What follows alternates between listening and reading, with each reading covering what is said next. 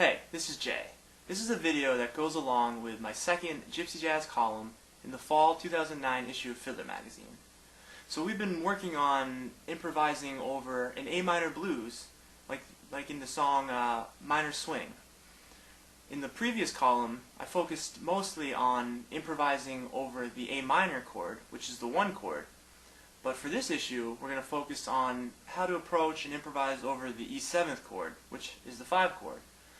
So just so you have an idea of where that E7, the 5 chord, lays within the form of a song like Minor Swing, we'll quickly go through the chord changes and I'll show you where it is. So it starts off in A minor, D minor, and here's the A7.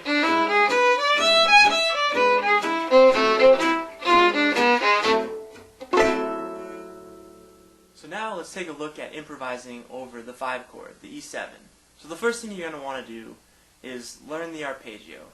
So here's an E7 arpeggio.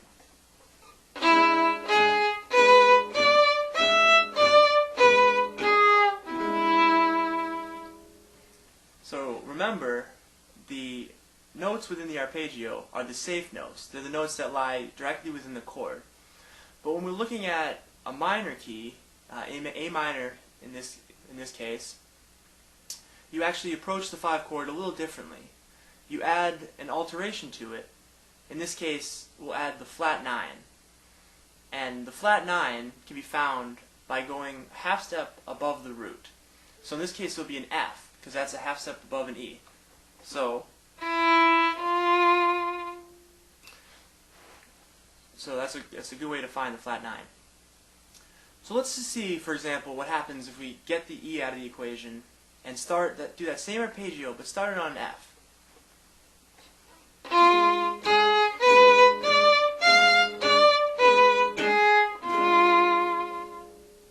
All of a sudden, you find that you have an F diminished arpeggio.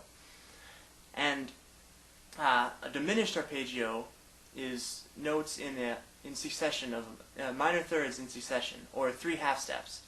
And this is a very important sound to get in your ear, and it's very important to get it under your fingers, because it's used very frequently when improvising over a 5 chord in the Gypsy Jazz setting. So now let's see different ways of how to use the diminished arpeggio within soloing. So I'm going to give you 4 different licks to help you start getting a feel for how to use this. Alright, so here's the first lick. 1, 2, 3, 4.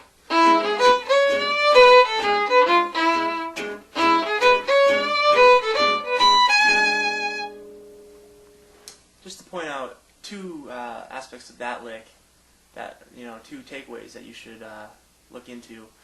The first is using a slide,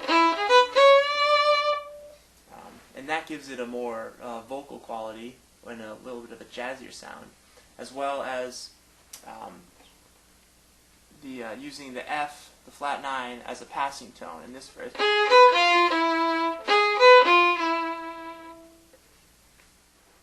So here's the second lick for you.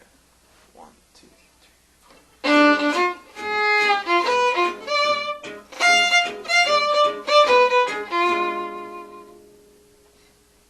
All the notes within that lick are directly in the F diminished arpeggio. But you can notice that what made it interesting is the various rhythms and rhythm techniques that I used. For example, the syncopation in the last half of the lick.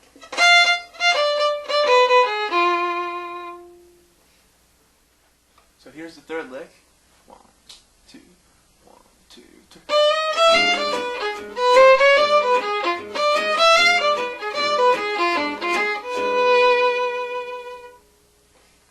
So at first this lick may seem a little advanced or complicated, but really all that's happening is I'm approaching chromatically the notes of the diminished arpeggio, as you can hear here.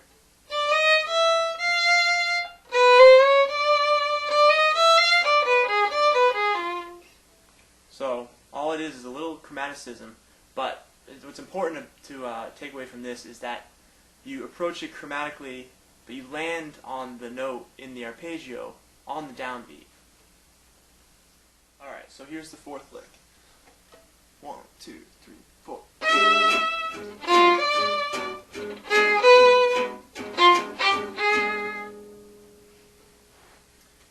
So don't be afraid to let the phrase breathe like I did here. You know, play a few long notes, and it really helps to add interest to your solo.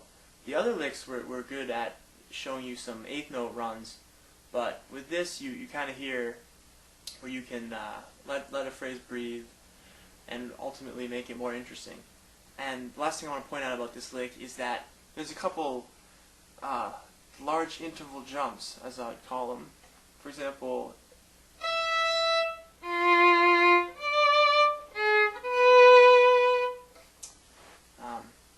yeah, and don't be afraid to use those, and it's just another way of adding interest to your solo. With all these concepts in mind, you should now begin to experiment with the E7 arpeggio as well as the F diminished arpeggio to start coming up with some of your own lines and phrases. And if you'd like to see these licks written out with a little more explanation, you can find them in the fall 2009 issue of Fiddler magazine. Thanks for stopping by.